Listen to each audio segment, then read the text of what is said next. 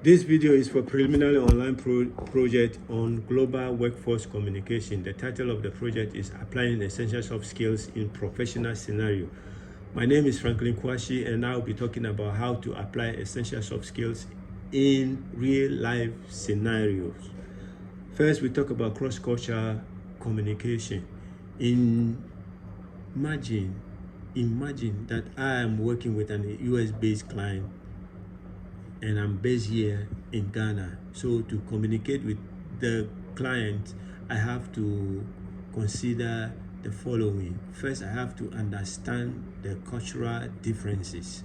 Then I have to adapt my communication skills, then use clear languages to communicate. So using a direct tone in email or in messages is the best way to communicate. Then we talk about workplace English. In workplace English, when working with international colleagues, you have to use simple English to communicate. Then you have to avoid using jargons in your communication. You have to practice active listening skills. It's very, very important.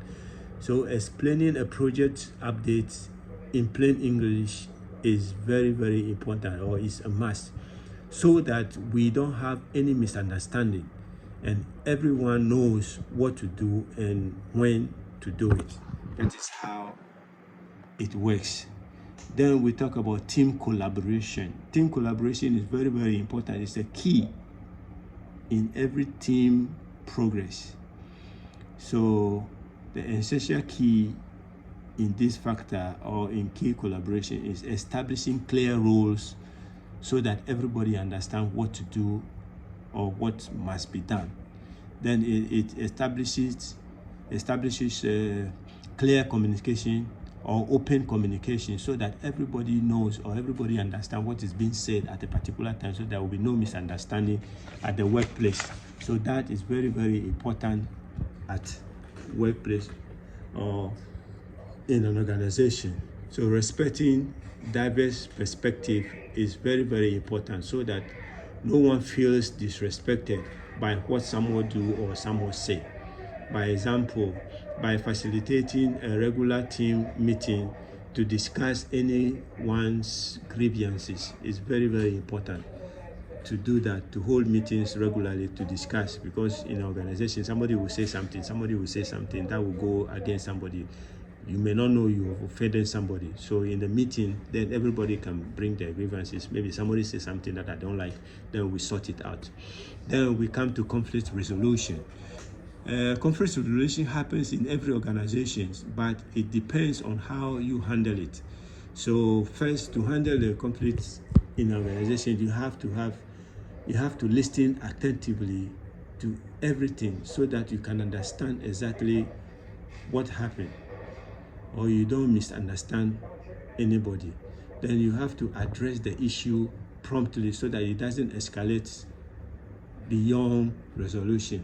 Then you seek mutual beneficial solution, so that everybody feel comfortable or nobody feel disrespected, because you will say, or somebody will say, you are on this person's side, you are against me and stuff like that. So it should be mutual, that everybody knows this person that is doing the resolution is not on anybody's side, it's on the neutral side. So that's how that one to go. So, and then by addressing concerns and offering alternative resolution is very important. So you must, respect everyone's concern, whatever it may be. Then we talk about professional ethics. This is very important. It is very, very important, because professional ethics, we need to have, or we must be punctual and we must be punctual and prepare at all time to be able to undertake any project or anything or any work that has been assigned to us. So you must be punctual. One, you must be prepared, and then at all time you must understand what you are doing. So it's very, very important. So it's a professional ethic. You must not give excuses. Then We must use professional language in communication with others. It's very, very important. And you must show interest in clear or in clients. You must show interest in clients' needs.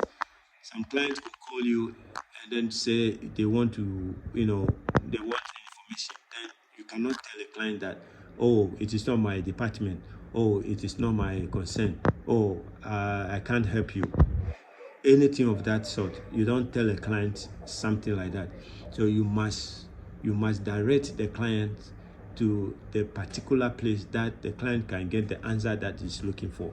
So you don't just say I can't, or it's not my responsibility, or denying the client at that particular time. You must find a solution. You must find a way to help the client to get the answer to his questions or whatever he's looking for. You understand? So it's that very, very important. We must, respect and assist clients in every aspect of our work. Then in conclusion, I think applying soft skills like cross-cultural communication, workplace English, team collaboration, conflict resolution, and then professional ethic can be best or can help us better our careers in the future or in wherever we find ourselves. Thank you.